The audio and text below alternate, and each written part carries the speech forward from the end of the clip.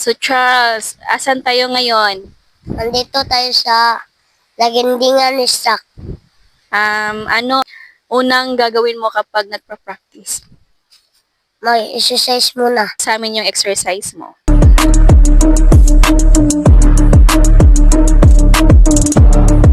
Ganyan ba ang tamang pag-exercise? Opo.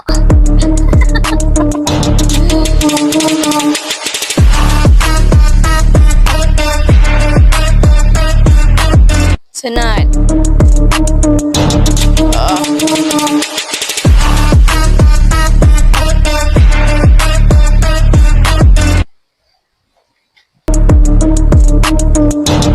Parang hindi exercise.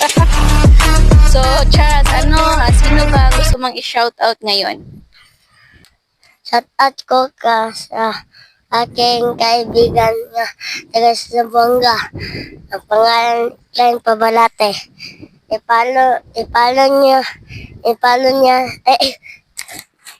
I-follow niyo ang kanyang page. Ayun, bye-bye!